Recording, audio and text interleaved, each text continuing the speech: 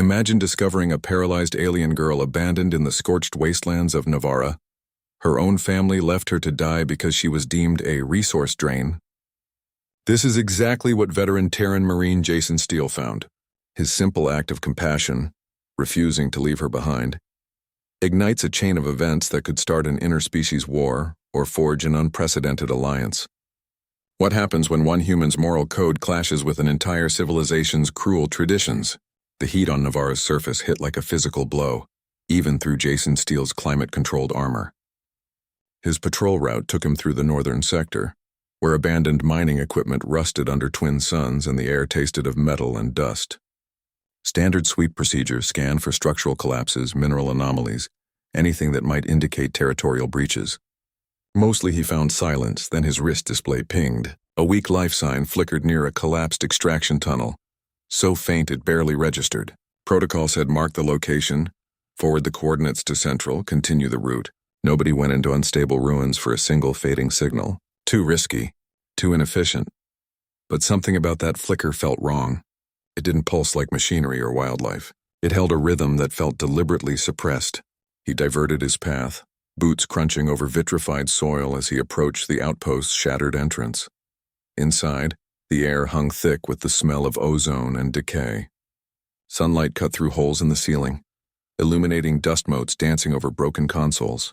In one slanted beam sat a rusted wheelchair, and in that chair a girl. She was Navaran, her skin pale gray, her eyes large and dark. She didn't move as he approached, just watched him. Her hands rested limp on the chair's arms, fingers curled inward. When she spoke, her voice rasped like stone grinding against stone. Family left burden, she said, the words precise but empty. Accident in mines. No use now. He knelt, keeping his movements slow. Her legs were strapped to the chair's footrests. A thin layer of dust coated her shoulders and hair. She'd been here a while. I am not salvage, she added, as if reading his thoughts. Negative value. Jason's gloved hand went to his medkit. He had stim packs, wound sealant, nutrient paste. Nothing for paralysis. Nothing for this kind of abandonment. Her people had left her here like discarded equipment. They calculated her worth and found her deficient. His own training screamed at him to withdraw. This was a cultural matter. A Navaran problem. He looked at her. Really looked. Past the dust, past the clinical delivery of her own condemnation, he saw the faint tremble in her lower lip. The way her eyes tracked his every move, not with fear, but with a terrible, resigned certainty that he would leave too. His comm link buzzed. Command checking in. He silenced it. Humans don't leave their own behind, he said, his voice low but clear in the dusty silence. And I won't leave you here alone. Her breath hitched just once. The first uncalculated response he'd seen from her. He began cutting the straps holding her in place, his movements efficient, practiced. The wheelchair squealed in protest as he freed her. She was lighter than he expected when he lifted her, her body rigid with surprise. Outside, the twin suns baked the ground white-hot. He adjusted his grip, shifting her weight against his chest plate. Her head tilted, resting against the cool composite material. He had just broken about 7 regulations, maybe more. He'd have to explain the deviation from his patrol route, the unauthorized contact, the decision to extract a sentient being without clearance. But as he carried her toward his transport, her quiet exhale warming the side of his neck, protocols felt very far away. This was no longer a salvage operation. It had become a rescue. And rescues, in Jason's experience, always came with complications. The girl's people hadn't abandoned her out of cruelty. They'd followed procedure. Navaran society runs on brutal mathematics. Your right to exist equals your capacity to produce. If you can't work, you drain resources. If you drain resources, you compromise the clan's survival. Sentiment has no place in their equations. Lista's mining accident did more than damage her spine. It zeroed out her social value. The rockfall that pinned her underground didn't just fracture vertebrae, it shattered her identity. She became a negative integer in her clan's survival calculations, a problem to be solved through elimination. Frontier clans operate on razor-thin margins. They can't carry dead weight. When Lista's neural scans showed permanent damage, her family faced a choice: bankrupt themselves caring for her, or remove the variable. They chose efficiency over emotion. They didn't just leave her, They vanished completely rather than face questions about their decision. Her wheelchair told the whole story. It wasn't medical equipment. It was exile hardware. The restraints weren't for safety. They were containment protocols. The rust wasn't neglect. It was the visual proof of how long she'd been waiting for the elements to complete the task her family started. Jason understood now. This wasn't about one injured girl. He was holding a systemic failure in his arms. Her lightness wasn't just physical. It was the weight of a civilization that had subtracted her from existence.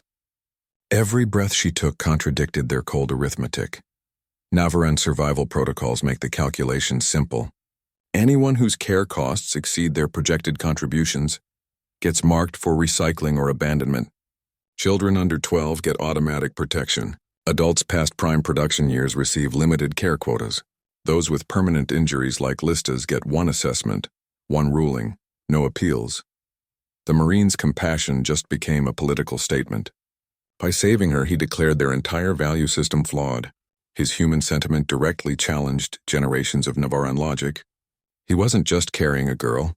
He was carrying a cultural bomb. Every move he made from this point would be measured against their unforgiving standards. The resources he used to treat her, the time he invested, the risks he took, all would be calculated and judged wasteful by their metrics. His morality had weight and mass and consequence. He adjusted his grip on her still form. Her breathing had steadied against his armor. The rise and fall of her chest felt like a quiet rebellion. She was still here, still alive, still consuming oxygen and energy despite their best efforts to balance the books. The transport's medical bay would scan her, treat her, waste precious supplies on someone their system had already written off. Jason knew the numbers would look terrible on paper. The cost of saving one unproductive life could have fed a productive family for months. He looked down at her face, peaceful in sleep. Human morality doesn't use spreadsheets, doesn't calculate ROI on compassion. But out here on the edge of Navaran space, his values were about to get audited. Jason's comm line connected to a private channel. Not command frequency. The signal bounced through 3 encrypted relays before Dr. Thomas Reyes answered, his voice tight with sleep and curiosity. Steele, you're not due for a physical for another 6 months. Need your basement? Tom, got a situation. The basement meant the secondary medbay, the one not on embassy logs, the one with equipment that sometimes fell off supply transports. Tom's silence stretched for 3 full seconds. Human or alien? Navaran. Spinal injury. Left for dead. Another pause, then the sound of a security lock disengaging. Bring her in through Bay 7. I'll clear the corridor. The medbay smelled of sterilizer and ozone. Tom had already activated the isolation field by the time Jason laid Lista on the examination table. Her eyes tracked the ceiling lights, her expression neutral, but her fingers had curled into the edges of Jason's armor when he tried to step back. He had to gently pry them loose. Tom ran the scanners without speaking. The machines hummed, painting her spine in intersecting planes of blue light. Fascinating vertebral structure, he murmured, more to himself than to Jason. Carbon silicate lattice instead of calcium, like fiber optics wrapped in stone. The scans showed the damage clearly, a compression fracture at the 3rd lumbar segment. But the neural mapping revealed something unexpected. Her pathways aren't severed, Tom said, tapping the display. They're dormant, like circuits in power-saving mode. The Navaran doctors must have missed this. They didn't miss it, Jason said. They calculated the reactivation energy expenditure wasn't worth the potential return. Tom looked from the scans to Lista's still form. So they threw her away. He moved to a locked cabinet, keying in a code. Human neural stimulators might work if we adapt the frequency. The theory's solid, but nobody's ever tried it cross-species. She'd be the first. He loaded a hypospray with a clear solution. This should interface with her biochemistry. Maybe. If it doesn't trigger an autoimmune reaction. He met Jason's eyes. You understand what we're doing here? This isn't approved medicine. This is frontier experimentation. Jason nodded. Do it. The injection took effect quickly. Lista's breathing deepened. Her fingers twitched. Then the first glow started. A soft luminescence along her spine, faint at first, then brighter, tracing the damaged vertebrae like bioluminescent mapping tape. Tom watched the monitors, his professional calm giving way to something closer to wonder. It's working. Her cells are responding to the stimulus, not rejecting it, adapting to it. Jason requisitioned additional medical supplies through standard channels, marking them as routine field kit restock. The paperwork would eventually catch up to him. For now, the deception held. 3 people in a room that officially didn't exist, a Marine who broke protocol, a doctor who bent rules, a girl who began to glow with possibilities nobody had calculated. The medical scanners beeped in steady rhythm, each tone measuring not just vital signs but the countdown until someone noticed what they were doing, until their unauthorized experiment became a diplomatic incident. Lista's skin continued to pulse with soft light, the patterns shifting like living circuitry. She turned her head toward Jason, her dark eyes reflecting the glow from her own body. "Warm," she said, the word less raspy than before. "Different warm." Tom adjusted the scanner, capturing the luminescence patterns. "We're not just healing her. We're changing her. Her biology is integrating the treatment at a cellular level." Jason rested a hand on the table near her shoulder, not touching, just present. The light along her spine brightened slightly where his shadow fell. Their alliance needed no oath. The hum of machinery, the glow under skin, the shared risk, these were their contracts. They had crossed from standard procedure into unknown territory, and there would be no easy return. The third neural stimulation session changed everything. Tom adjusted the frequency modulator, watching the readouts. Lista lay still on the table, her breathing steady. Then the first glow appeared along her spine, a soft blue light that traced her vertebrae like liquid electricity. It wasn't in any medical database. Not human. Not Navaran. Something new. The patterns spread across her skin, branching like lightning frozen in motion. They pulsed in rhythm with the scanner's beeps, then shifted to match her heartbeat. Tom leaned closer, his professional detachment crumbling. Her cells are communicating with the stimulators. They're not just accepting the treatment, they're integrating it. Jason stood by the door, his arms crossed. He watched the light dance across Lista's skin, saw how it brightened when he took a step closer. The glow reacted to proximity, to presence. "What's causing that?" "Biochemistry catalyst," Tom said, still staring at the scanners. "Cross-species interaction triggering adaptive changes. Your touch, your DNA, even your breath. They're giving her body new information. It's rewriting itself in real time." The light pulsed brighter. Lista's eyes opened, reflecting the blue patterns moving across her own skin. She didn't look afraid. She looked curious. Her fingers twitched, then lifted from the table. The glow concentrated around her hands, swirling like captured starlight. "This isn't healing," Tom said quietly. "This is evolution." Jason moved to the table. The light flared where his shadow fell across her body. When he rested his hand near her shoulder, the patterns shifted toward his touch, flowing like water toward warmth. Her skin felt warmer than before, alive in a way that had nothing to do with standard vital signs. The medical scanners recorded everything. Energy signatures spiked off the charts. Tom started rerouting power from non-essential systems to handle the data load. "We're generating enough anomalous readings to trigger every alarm in the embassy," he said. "We can't hide this. She's putting out a signal now." Lista turned her head toward Jason. The light pattern swirled around her eyes. "Not wrong," she said, her voice clearer than before. "Different." Jason watched the light pulse with her heartbeat, saw how his own breathing seemed to synchronize with the rhythm. They were connected now beyond just caregiver and patient. Their biology was communicating, building something neither species had seen before. The glow intensified, filling the med bay with soft blue light. It made shadows dance across the walls, turning clinical white into something alive and shifting. Lista's body had become a beacon, a signal fire in the darkness that said something impossible was happening here. Tom sealed the room's emergency containment field. The energy signature just tripled. "If security scans this sector..." He didn't finish the sentence. They both knew what would happen. Jason kept his hand near Lista's shoulder. The light patterns wrapped around his fingers without touching. A visible connection between species. He'd set out to save one life. Now he was witnessing the creation of something entirely new, something that would change how both their species saw each other. The medical emergency had become a political problem. The secret experiment had become a visible phenomenon. Every pulse of light from Lista's skin was another tick of the clock counting down to discovery. Lieutenant Parker watched the embassy's energy grid readouts from his station. A steady, regulated hum usually filled the security center, but today a spike pulsed from the lower medical wing. Unauthorized, unaccounted for. His training flagged it immediately. Possible equipment malfunction, unauthorized usage, or worse, a security breach. Protocol demanded investigation. He found Jason Steele in the corridor outside the med bay, pushing a hovering gurney. On it lay the Navaran girl, her body illuminated by an eerie, shifting glow that pulsed in time with some unseen rhythm. Parker's hand rested on his sidearm, though he didn't draw it. His posture was rigid, his voice level but firm. "Steele, explain the energy anomaly and the unauthorized personnel." Jason stopped the gurney, positioning himself between Parker and Lista. "Medical emergency, Lieutenant. She needs containment and care." "Containment is my job," Parker said, his eyes flicking to the glowing patterns on Lista's skin. The light flared brighter under his scrutiny, the patterns swirling faster like a visual panic response.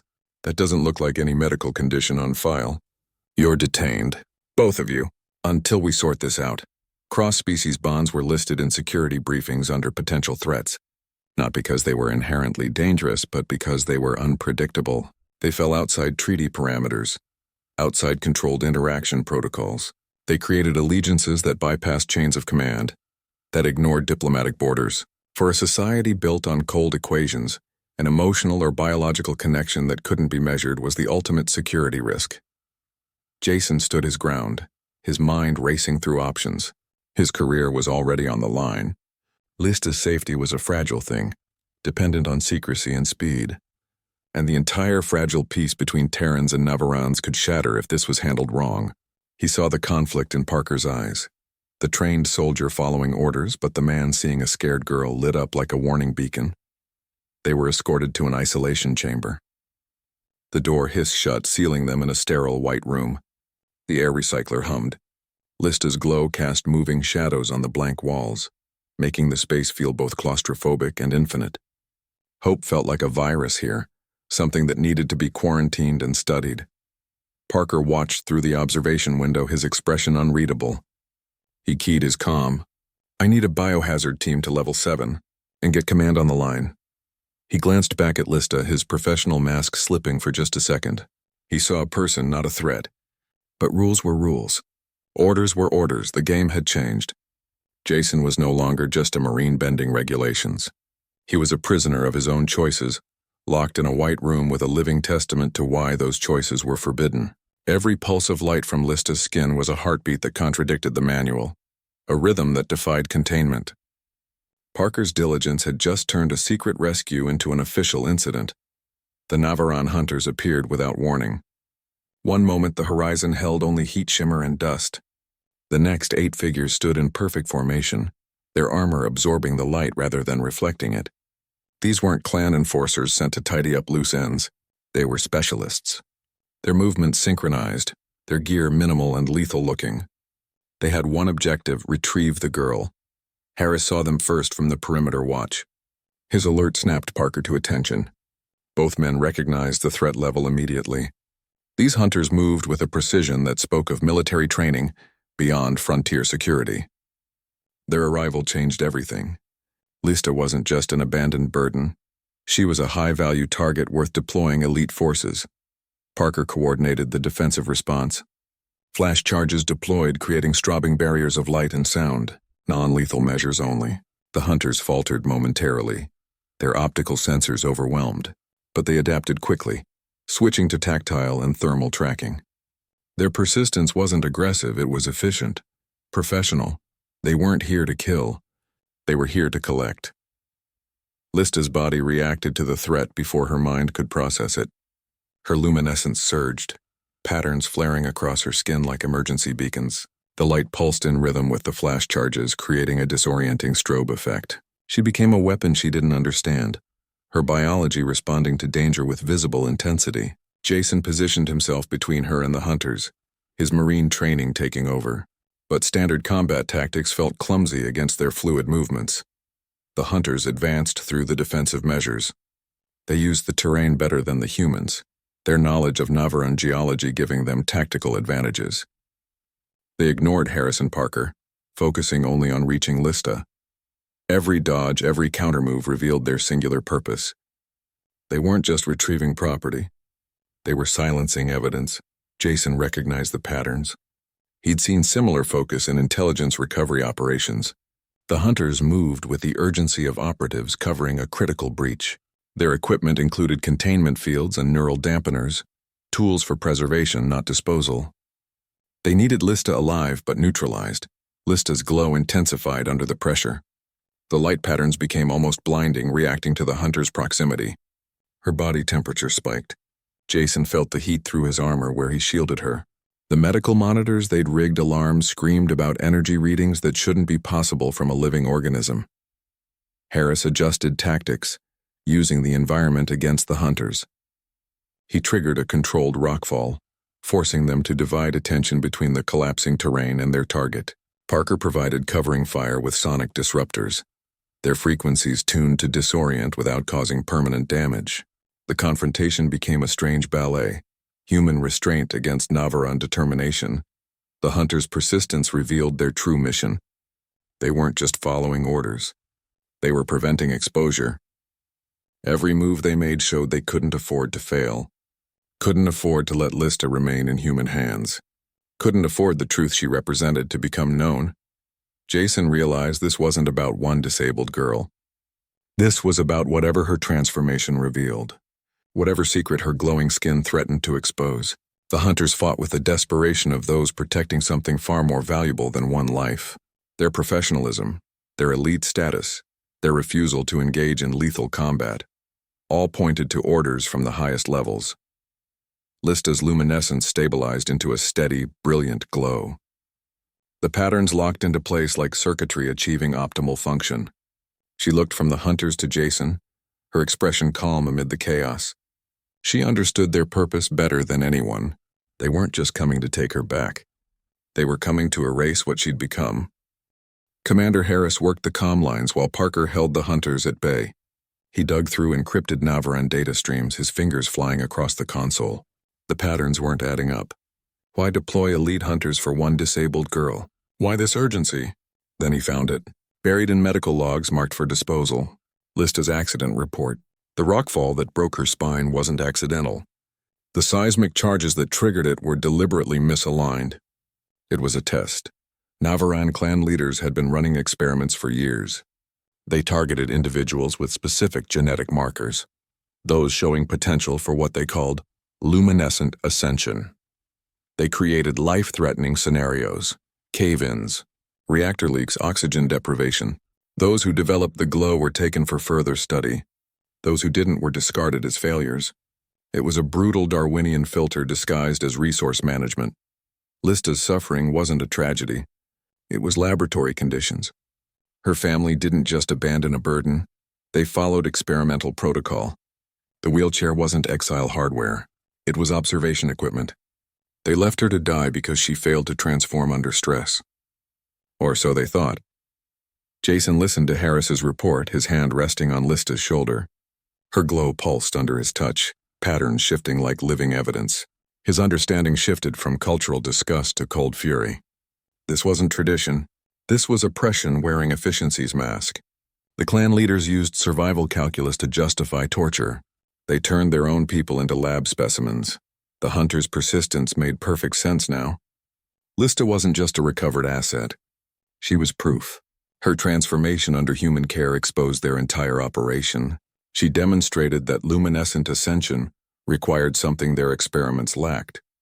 Compassion, contact, cross-species interaction acted as the catalyst their brutal methods couldn't provide.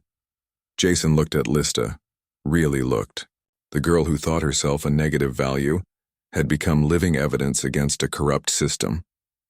Her glow wasn't a medical anomaly. It was an indictment. Every pulse of light testified against the leaders who'd written her off. This changed everything. The rescue was no longer about saving one life. It became a crusade for justice. Jason's moral code now aligned with tactical necessity. Protecting Lista meant exposing a crime that spanned clans. Her safety became synonymous with truth. Harris continued digging. The data streams revealed more. Other names, other accidents, other disappearances. The scale of the operation became clear. Lista was one of many, Her survival threatened to unravel years of systematic abuse. Jason adjusted his grip on his weapon. The hunters outside weren't just enemies. They were cleanup crew. Their orders weren't retrieval, they were evidence suppression. They needed Lista silenced before her existence sparked questions they couldn't answer. Lista's glow intensified as Jason's anger grew. The light pattern swirled faster, reacting to his protective stance. She understood now. Her transformation wasn't just physical, it was political. Her body had become a weapon against the very system that tried to discard it. The Marine made a decision. They wouldn't just run, they would expose. Lista's light would shine on the truth no matter the cost. Their personal mission had just become a public reckoning. The girl in the wheelchair was about to become the most dangerous person on Navarra. Harrison Parker created the diversion exactly as planned. A controlled plasma leak from the embassy's secondary generator sent emergency teams scrambling. Security protocols shifted to contain the fictional breach, opening a narrow window in the perimeter defenses. For exactly 47 seconds, the hunters' attention divided between the apparent crisis and their target. That was all Jason needed. He moved Lista through service corridors rarely used by human staff. Her body felt different in his arms. Lighter, warmer, the glow from her skin casting shifting patterns on the walls around them. She wasn't just a passenger anymore. Her hands gripped his armor, her awareness sharp and focused. When they reached the outermost airlock, the neutral zone stretched before them, a battered landscape of abandoned mining claims and derelict trading posts where neither human nor Navaran law held sway. The air smelled different here. No recycled oxygen, no sterilized filters, just dust and ozone and the metallic tang of forgotten machinery. Jason set Lista down carefully on a stable section of deck plating. Her legs trembled as her feet touched the surface for the first time in months. Then she pushed herself upright, her hands still gripping his arms for balance. Her body straightened. The glow across her skin intensified, then settled into a steady, intricate pattern of light. She stood there breathing hard, her legs shaking but holding. "I'm standing," she said, her voice clear and strong. "Jason, I'm standing." He kept his hands ready to catch her, but she didn't fall. She took one wavering step, then another. The wheelchair they'd brought sat unused nearby, already looking like a relic from another life. Her movements were unsteady but determined. Each step made the light patterns on her skin pulse with renewed strength. The neutral zone offered no protection beyond its lack of jurisdiction. But that lack became their greatest advantage. Here no one would question their bond. No one would calculate its economic impact or political consequences. They could exist without justifying their existence. The abandoned outpost around them felt more like home than any regulated sector ever had. Lista's transformation continued as she moved through the space. Her neural pathways were regenerating at an accelerated rate, the freedom from oppression triggering a healing cascade that medical science couldn't explain. The pair bonding with Jason provided something her own people's experiments never could: unconditional support. Her body responded to that support with visible changes. She walked to a viewport, her steps growing more confident with each movement. Outside, the stars burned cold and clear. No patrol ships, no hunters, just infinite space and possibility. She turned to Jason, her face illuminated by her own steady glow. The patterns across her skin had settled into permanent traceries of light, like bioluminescent tattoos mapping her nervous system. They were fugitives now. Their actions had consequences that would follow them. But in this moment, in this place between worlds, those consequences felt distant. Jason watched Lista move through the derelict station, her body remembering what it meant to be whole. Her glow cast soft light on crumbling consoles and dust-covered equipment, making the abandoned space feel alive again. This wasn't just escape, it was transformation. The girl who had been left to die was now walking on her own power. The Marine who broke protocol was now protecting something more valuable than any regulation. Their bond had rewritten both their destinies in the space between heartbeats. The neutral zone, once a barren no-man's land, had become the birthplace of their new beginning. Tom's analysis revealed the science behind their connection. It wasn't just emotional, it was biochemical. Human-Navaran interaction acted as a neural catalyst, triggering adaptive responses in both physiologies. Their bond rewired them at the cellular level, creating changes no one could have predicted. Jason's touch did more than comfort Lista. It stimulated her regeneration. His hands on her skin accelerated nerve growth.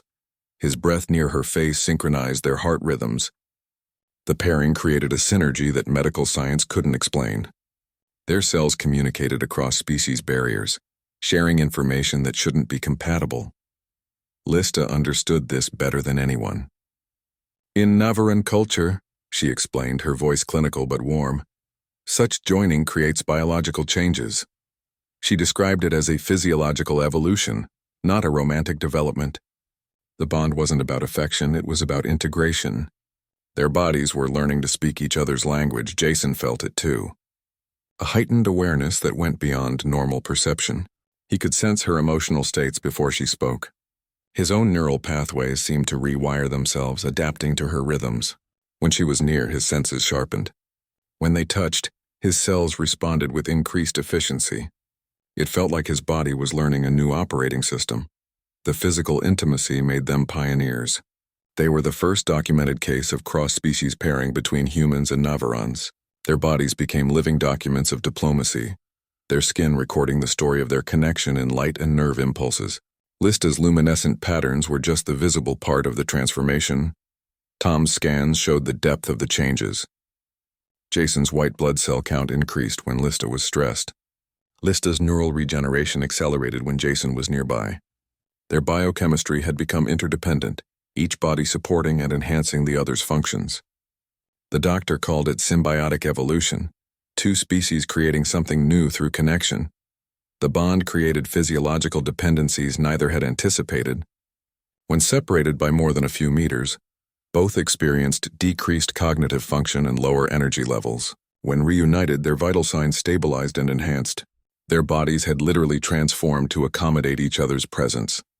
Lista's luminescent patterns mapped the progress of their integration. The light traced her nervous system in glowing blue lines pulsing in rhythm with Jason's heartbeat. The patterns were permanent now, like bioluminescent tattoos documenting their journey. They responded to emotion and touch, glowing brighter when Jason was near or when their connection deepened. This wasn't just healing. It was evolution. Their bond had created a new hybrid reality where two species could share biological space. Their cells had learned to communicate across genetic divides, creating a partnership that went beyond diplomacy or friendship. They had become physically intertwined in ways that science couldn't yet measure but couldn't deny either. The implications were enormous. If humans and Navarans could achieve this level of biological integration, what other connections were possible? Their pairing suggested a future where species didn't just coexist but could truly join, creating new possibilities for healing, communication, and understanding. Their bodies had become the first living proof that the galaxy's divides weren't as permanent as everyone believed. Jason stood at attention in the embassy hearing chamber. The air conditioning hummed too loud. 3 senior officers sat at the polished table, their expressions neutral. Commander Harris led the inquiry. The charges were clear: insubordination, breach of interstellar law, unauthorized contact. They wanted his rank, his career, maybe his freedom. Diplomats watched from observation booths. They expected a simple case of a Marine who forgot his place. Then Lista entered the room. She walked without assistance, her steps steady. The luminescent patterns across her skin pulsed with soft light. Her presence changed everything. The officers' professional masks slipped. They hadn't seen her before. They'd only read reports. Seeing her glow in person made the document seem inadequate. Lista spoke without prompting. Her voice carried clearly. She described the accident that broke her spine, the calculations that deemed her worthless, the wheelchair that became her prison. She explained how her people tested others like her, discarding those who didn't transform under stress. Her words were clinical, precise, devastating. The glow on her skin brightened as she spoke. It pulsed in time with her heartbeat, creating living evidence that contradicted every official denial. The light pattern swirled across her arms, her neck, her face. They made the sterile hearing room feel like a theater of truth. Jason didn't deny the charges. He affirmed them. "I would make the same choice again," he said. His voice didn't waver. Regulations exist to protect life, not to calculate its worth. The diplomats shifted uncomfortably. They'd come to discipline one man. Now they faced systemic corruption that threatened the entire peace agreement. Lista's testimony implicated Navaran clan leaders in experiments that violated multiple interstellar accords. Her glowing skin proved those experiments had achieved something remarkable through brutality. Commander Harris adjusted his approach. The inquiry became an investigation. Questions about protocol shifted to questions about evidence collection. The Marine's insubordination became secondary to the crimes he'd uncovered. Lista stood beside Jason, her shoulder nearly touching his arm. Her glow intensified where they stood close together. The light patterns seemed to flow toward him, creating a visible connection that no one could ignore. Their bond wasn't just emotional. It was physical, measurable, real. The hearing room felt smaller with every passing minute. The air grew warmer. Lista's light made shadows dance across the walls. The truth was too bright to hide, too visible to deny. Diplomatic consequences suddenly seemed less important than moral ones. Jason's actions had sparked this crisis, but Lista's transformation fueled it. Her body had become the evidence that forced politics to evolve. The officers who wanted to court-martial him now needed his testimony. The diplomats who wanted to maintain peace now had to confront the cost of that peace. The session adjourned without resolution. But everyone understood the shift. This was no longer about punishing one Marine. It was about deciding what values would guide their civilization. Would they protect systems that allowed such cruelty, or would they follow the light of this transformed girl toward something better? Lista's glow didn't fade as they left the chamber. It pulsed steadily, a quiet reminder that some truths couldn't be contained by regulations or hidden behind diplomatic language. The crisis had begun with a refusal to abandon one life. Now it threatened to reshape how both species defined life's value. The floodgates opened after Lista's testimony. Others emerged from the shadows, their stories echoing hers. A Krellian engineer stepped forward. His chitinous plating subtly shimmered from proximity to his human partner. A Thelian diplomat revealed the intricate scent bond she shared with a Terran linguist, a connection her government had forced her to hide. Jason and Lista weren't anomalies. They were simply the first to be seen. This was no longer about two individuals. A network was forming, a coalition built on connections that ignored species lines. Their bonds, once kept secret from governments that saw them as security risks or biological contamination, became their strength. They challenged the old way of thinking, the isolationist policies that treated every alien species as a potential threat or a resource to be managed. Harris and Parker saw the shift. They stopped trying to contain the situation and started leveraging it. They argued that suppressing these bonds was not only impossible, but counterproductive. The connections were natural, an evolutionary response to contact, not a deviant act. Trying to outlaw them was like trying to outlaw gravity. The coalition's very existence proved that. This wasn't a rebellion. It was a renaissance. Lista became its emblem, her luminescent skin a visible flag for a new way of existing. Her transformation from a discarded burden to a symbol of interconnection gave others the courage to step into the light.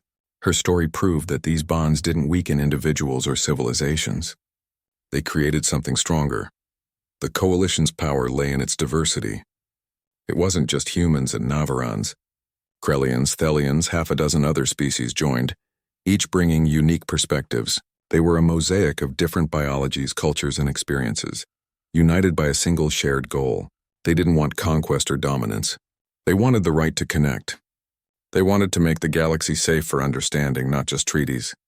Meetings moved from secret rooms to embassy halls. The conversations changed. They discussed legal recognition for cross-species families. They drafted medical protocols for hybrid biology. They shared research on the neurological benefits of their bonds, the enhanced empathy, the accelerated learning. Their collective testimony built a new reality where connection was an asset, not a liability. Opposition still existed. Traditionalists on all sides warned of contamination, of lost cultural purity, but their arguments sounded hollow against the visible proof walking among them. You couldn't call Lista's glow a contamination when it had healed her broken spine. You couldn't call her bond with Jason a security risk when it had exposed a brutal conspiracy. The coalition didn't fight with weapons. They fought with visibility. They stood together in public, their differences on display. A human hand resting on a Krellian's carapace. A Thelian sharing scent space with a Navaron. These simple acts became political statements. They made the abstract concept of alliance tangible, personal, and undeniable. Their shared goal was simple, yet it threatened to rewrite interstellar law. They weren't asking for permission to exist. They were demonstrating that they already did. They were building a future where a Marine could follow his conscience without starting a war, where a girl abandoned in the dust could become the bridge to a better galaxy. The coalition of the willing had arrived, and they were just getting started. Lista's skin no longer just glowed. It communicated. Scientists from multiple species gathered around scanners and holographic displays, mapping the intricate patterns that now covered her body. What began as a biological response to stress and healing had stabilized into a permanent, readable interface. The luminescence wasn't decorative. It was a language written in light, responsive to emotion and touch, a visible record of her entire journey from abandonment to transformation. This bioluminescence turned abstract theories into concrete evidence. The cross-species bond between her and Jason wasn't just emotional or psychological. It created measurable physical changes. The patterns pulsed with her heartbeat, but their brightness and complexity shifted with her mood. When she felt calm, the light flowed in soft, steady waves. When she felt joy or fear, it flared into intricate, lightning-fast designs. Researchers could now observe the bond's intensity in real time, quantifying what was once considered intangible. The patterns became permanent, like tattoos of experience etched into her skin by biology itself. They documented everything: the trauma of the accident, the loneliness of abandonment, the shock of Jason's rescue, the warmth of their growing connection. Her body had become a living archive. Each swirl and line told a chapter of her story, a narrative that refused to be erased or ignored. Jason's touch could alter the light's intensity. When his hand rested on her arm, the patterns there brightened, swirling into tighter, more complex formations. It was a feedback loop that fascinated scientists and terrified traditionalists. His proximity, his emotional state, even his breath, all influenced the light on her skin. Their connection was no longer private. It was on display for anyone to see and measure. This evidence was politically explosive because it was undeniable. Navaran leaders could dismiss feelings as sentimentality. They could argue that compassion had no strategic value, but they couldn't argue with light. They couldn't deny patterns that glowed in plain sight, that reacted to touch, that were mapped and analyzed by neutral scientists. Lista's skin proved that cross-species bonding was biological, observable, and reproducible. It wasn't a flaw. It was a feature of interstellar contact. Her body was no longer a burden to be calculated or a problem to be solved. It had become a bridge. The light made the connection between human and Navaran visible, turning a philosophical idea into a physical fact. People could see the bond working. They could watch it respond, adapt, and grow. This visibility challenged the very foundations of Navaran society, which valued secrecy, control, and cold efficiency. Traditionalists watched the scientific reports with growing alarm. The evidence threatened their power structures.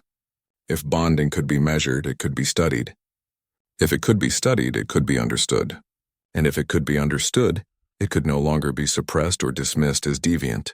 Lista's skin had become the most dangerous document in the sector, a living testament that could not be confiscated, edited, or silenced.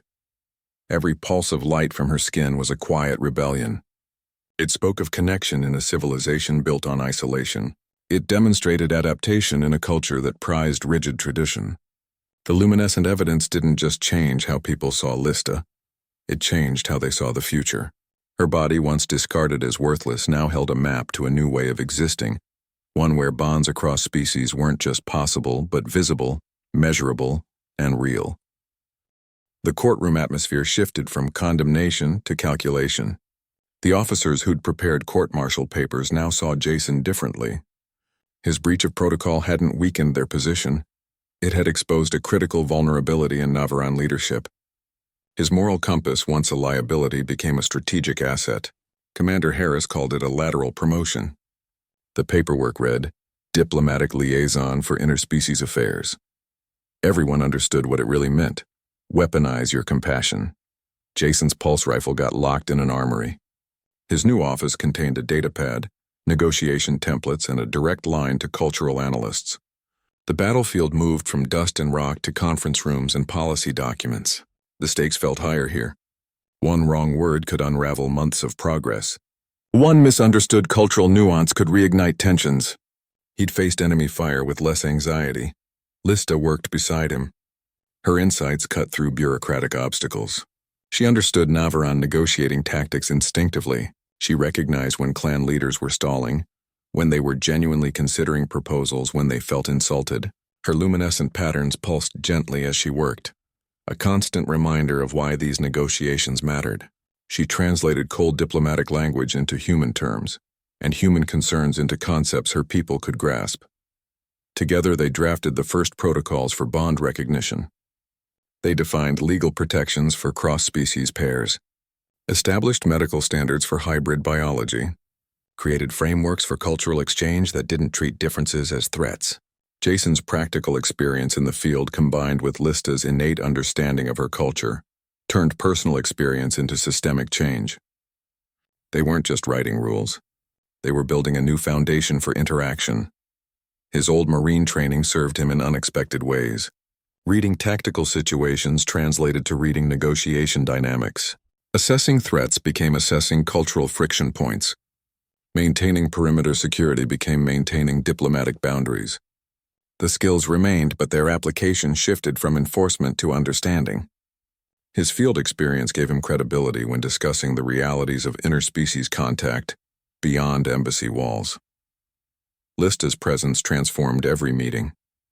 Navaran delegates watched her luminescent patterns shift as she spoke. They saw her stand without assistance, her body functioning in ways their own medicine had declared impossible. She became living proof that human interaction offered something their own brutal systems couldn't provide. Her very existence challenged their core assumptions about strength, value, and progress. Jason's datapad filled with notes from sessions. He tracked which arguments resonated, which cultural references created connection, which metaphors built bridges. He learned when to push and when to listen. The patience he'd developed on long patrols served him well during extended negotiations. The resilience he'd built surviving firefights helped him endure bureaucratic resistance. Their work extended beyond official channels. They met with cross-species pairs in safe houses and neutral zones. Lista offered reassurance to those still hiding their bonds. Jason provided practical advice on navigating bureaucratic systems. They became mentors without intending to, their partnership a model for others following similar paths. The personal became political in the most constructive way possible. The Marine who refused to leave one girl behind now advocated for thousands. His second chance had become the galaxy's second chance. Every policy they drafted, every protocol they established, rippled out from that single moment in the wasteland. His rifle remained in storage, but he'd never felt more equipped for battle. The tools had changed, but the mission remained protection, just on a scale he'd never imagined. The Intersize Center opened on the border between human and Navaran territories. It stood where patrols once faced off, where sensors tracked every movement. Now its doors open to anyone willing to cross the threshold. This wasn't an embassy with guarded gates and diplomatic immunity. It was a community center with living quarters, gardens, and workshops. A place where bonds like Jason and Lista's could exist without justification or fear. Its existence challenged isolationists on both sides. Traditional Navaran clans saw it as contamination. Human hardliners called it a security risk. The building itself became a tangible symbol of reconciliation that many still opposed. Its very presence declared that connection was stronger than separation. That understanding could replace suspicion. Lista and Jason moved in as the first residents. Their partnership became the living blueprint for others to follow. They didn't just occupy space. They demonstrated how two species could share it. Their daily interactions showed what was possible when differences became strengths rather than barriers. In the movement studio, Lista practiced traditional Navaran dances with human partners. Her body moved with fluid grace that defied her past confinement. The wheelchair sat stored in a closet no longer needed. Her mobility was both physical and symbolic, proof that regeneration was possible on every level. The dances weren't just cultural preservation. They were reinvention, adaptation, celebration. The center's halls echoed with mixed languages and laughter. Navaran clicks and tones blended with human speech patterns.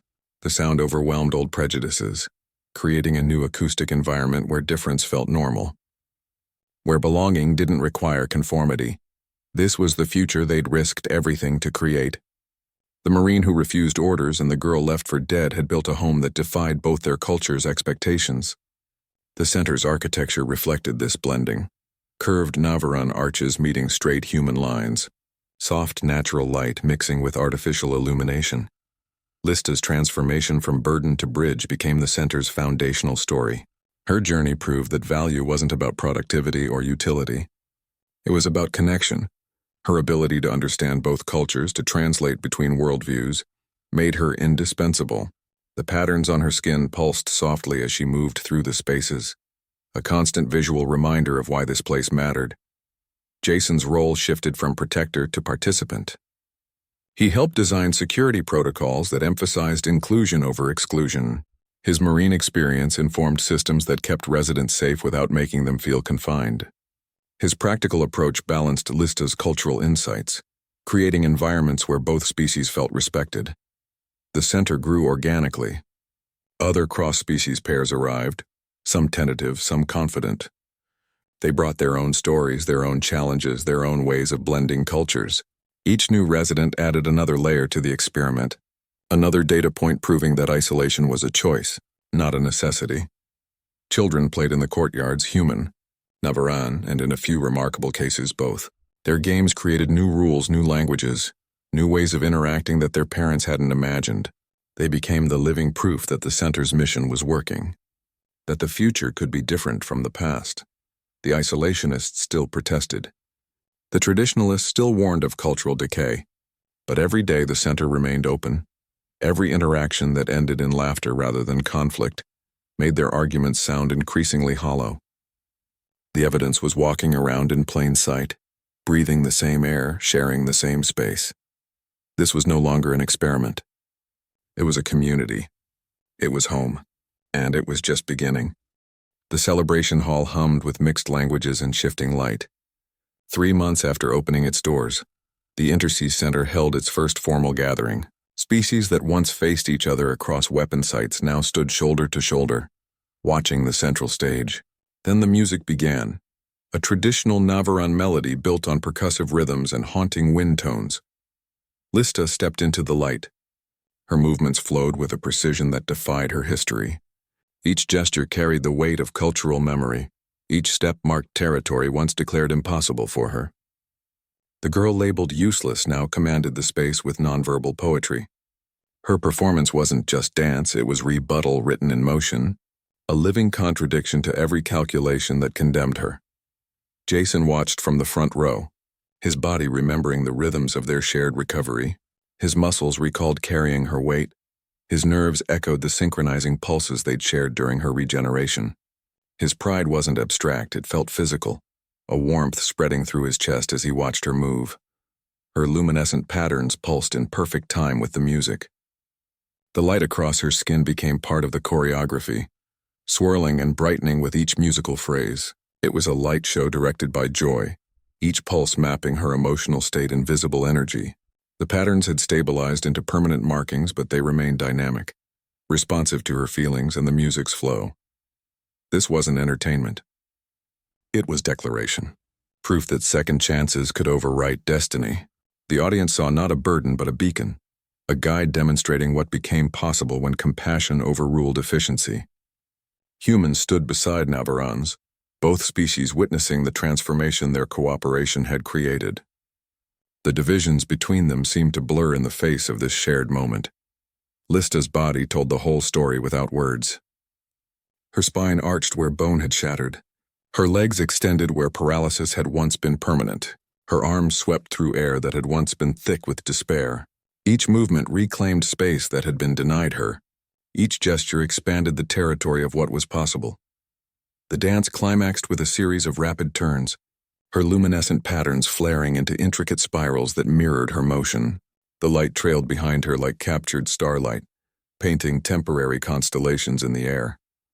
The music swelled, then cut to silence as she finished, standing perfectly still with arms outstretched. For 3 heartbeats, nothing moved.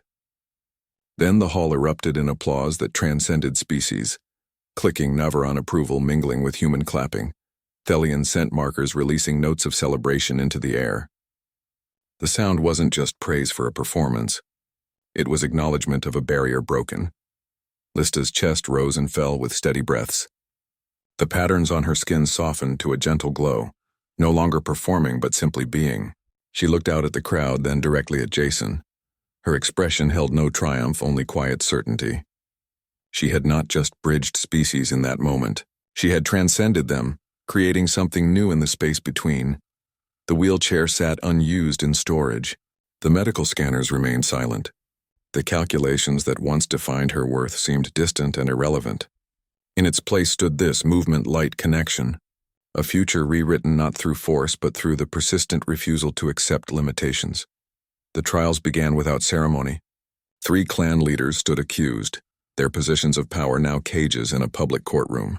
Broadcast across sectors, the proceedings turned Lista's personal suffering into collective outrage. The galaxy watched as evidence unfolded. Medical logs showing deliberate injuries, financial records funding experiments, witness accounts of disappearances. Each revelation stripped away the fiction of cultural tradition, exposing calculated cruelty beneath. Reform faced fierce resistance. Traditionalists mobilized political capital, economic pressure, legal technicalities. They argued efficiency demanded sacrifice, claimed emotional considerations weakened societal structures.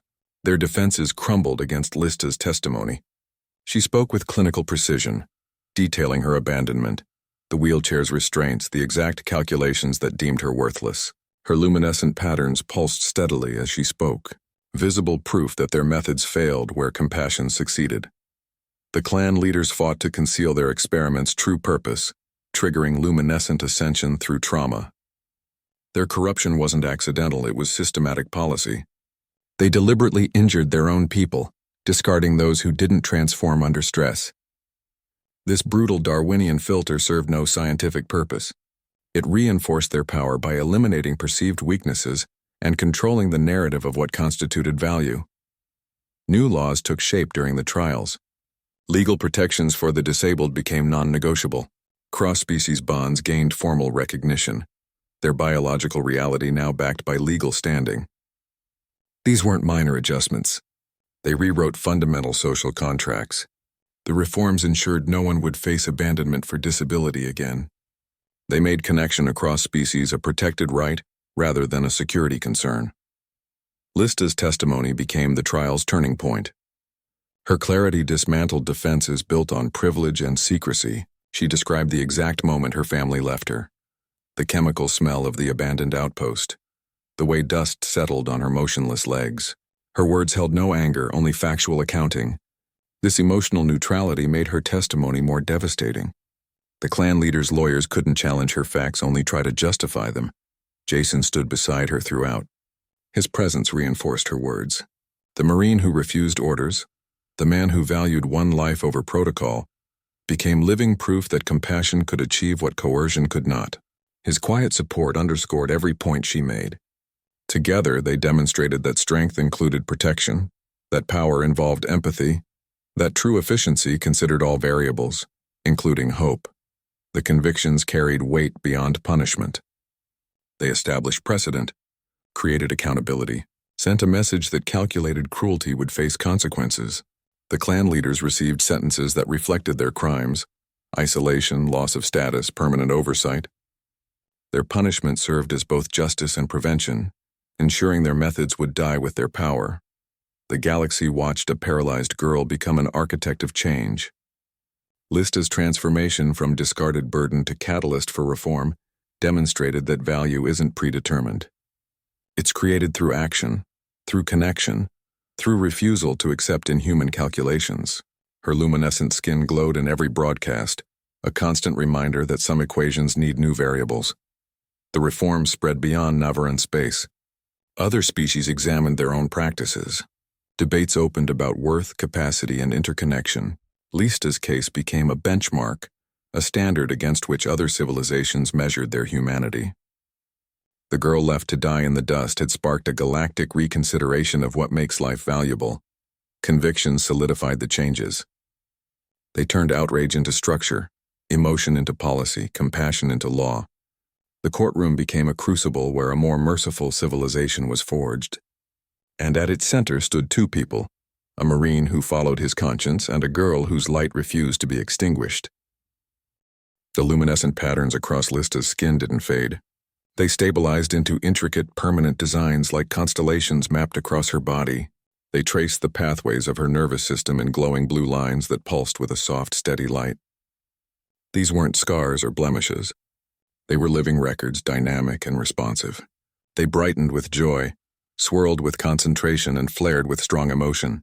Her skin had become a visible map of her entire journey, a biography written in light. This visibility made her impossible to ignore. She and others like her became walking testaments to change. Their bonds were no longer private matters to be hidden. They were public declarations worn openly for everyone to see. Traditionalists couldn't dismiss what they could witness with their own eyes.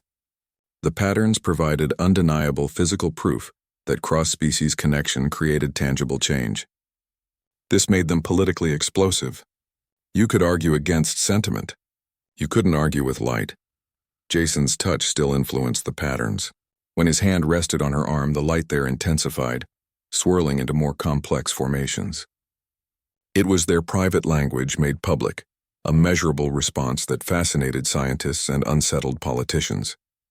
Researchers from multiple species began studying the phenomenon not as a curiosity, but as a potential new form of communication. They saw it as a readable interface, a language of light based on emotion and touch. The abstract concept of bonding became concrete, observable, and reproducible under laboratory conditions. These permanent patterns became symbols for the entire movement. Others who had hidden their cross-species bonds now displayed similar, though fainter, markings with pride. What was once a source of shame or secrecy became a badge of honor. Lista's body was no longer a site of injury and loss. It had transformed into a canvas of connection, each glowing line a testament to her resilience. Her skin told a story more powerful than any speech or legal document could. It was a narrative of pain, rescue, healing, and transformation that everyone could understand without needing a translator. The light patterns reacted to her environment. In stressful diplomatic meetings, they pulsed with a quicker, sharper rhythm. During peaceful moments in the intersized center gardens, they flowed in slow, gentle waves. They were a real-time emotional display, making deception nearly impossible. Her honesty was literally illuminated for all to see. This transparency forced a new level of authenticity into political proceedings. You couldn't hide your intentions from someone whose skin glowed with the truth of the room's emotional climate. Lista's transformation challenged the very foundations of Navaran value assessment.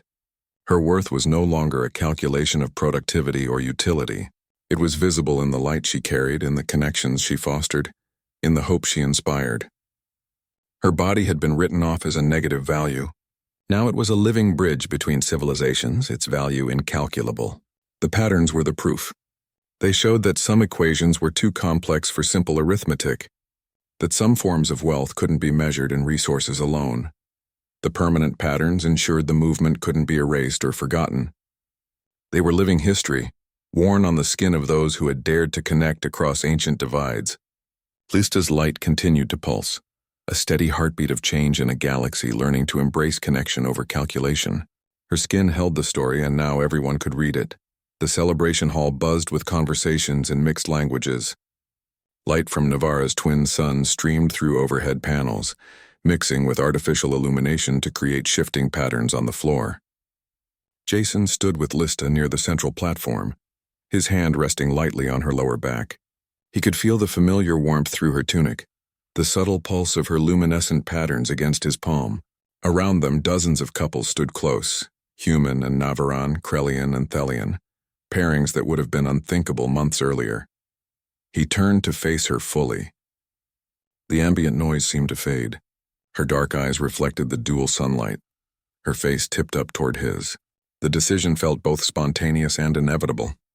He cupped her cheek, his thumb brushing the glowing patterns there. They brightened under his touch. Then he leaned in and kissed her. It wasn't a dramatic gesture, just a firm, steady meeting of lips. But in that contact, everything they'd fought for crystallized. the right to connect across ancient divides, the freedom to choose affection over efficiency, the validation of bonds that defied calculation. Her patterns flared instantly, a surge of blue light that swept across her skin in cascading waves. The glow brightened the space around them, casting their shadows long and sharp against the walls. The crowd fell silent. Then applause began. Not the polite, measured kind from diplomatic functions, but something warmer and more genuine. Human hands clapping, Navaran click-clacks of approval, Thelian scent markers releasing notes of celebration. The sound wasn't just for them. It was for every couple who'd hidden their connections, every bond that had been forced into secrecy, every partnership that had been called unnatural or dangerous. Jason's simple act of compassion, the decision to save one life, had ignited this chain reaction. What began as defiance of orders had become redefinition of belonging itself. The kiss demonstrated that connection could be both personal and political, that affection could challenge prejudice as effectively as any legislation. Her responding glow proved the biological reality of their bond, making abstract concepts tangible and visible. This was no anomaly. It was a benchmark, proof that the galaxy could learn to bond differently, that species could connect not just through treaties or trade, but through genuine care. The light from Lista's skin pulsed in steady rhythm with their shared heartbeat, a visible synchronicity that no one could deny or dismiss. In that moment, the old galaxy ended, the one built on suspicion, segregation, and cold equations. A new one began in its place, one where a marine's kiss could spark diplomatic change, where a girl's glow could illuminate new possibilities, where connection became the foundation rather than the exception. The applause continued, swelling to fill the hall with a sound that felt like a universe shifting its course. Lista's hand came up to rest against Jason's chest, her fingers spreading over his heart. Her pattern softened to a gentle, steady glow, no longer flaring but simply shining with consistent light. They stood there together, not as marine and alien, not as rescuer and rescued, but as partners who had rewritten the rules simply by refusing to accept the old ones. Jason watched Lista move through the Intersized Center's main hall. Her steps left no trace of the wheelchair that once confined her. The phrase surfaced in his mind, clean and precise. From burden to bridge. Her value was never about utility. It was always about connection. Her capacity to understand both species, to translate between worldviews, that was the real strategic advantage. Her culture missed it because they only measured output. They calculated resource drain but never considered the value of a living link between civilizations. This redefinition shook more than Navaran society. It challenged every civilization that used productivity as the sole measure of worth. Systems built on efficiency calculations had to adapt. Economies that valued only tangible contributions now faced the undeniable proof that compassion created tangible results. The Interseas Center itself stood as evidence, a thriving community where difference wasn't just tolerated, but became the foundation of something new. Where varied perspectives created stronger solutions than homogeneity ever could. Lista's transformation gave thousands a template. Her second chance demonstrated that compassion could be strategic, that moral choices could yield practical benefits. The protocol she helped draft became standard doctrine in interspecies relations. Jason's initial impulse, once a career-ending risk, was now taught in diplomatic training. His refusal to abandon one life had rewritten the rules for entire civilizations. The Marine who broke protocol became the liaison who wrote the new protocols. Her weekly dances drew crowds from multiple species. They weren't performances anymore. They were celebrations of mobility regained, of barriers dissolved, of connections forged. The music blended human and Navaran instruments. The steps merged traditional forms with new movements created through collaboration. Each dance was a living testament to what became possible when cultures stopped defending their borders and started exploring the space between them.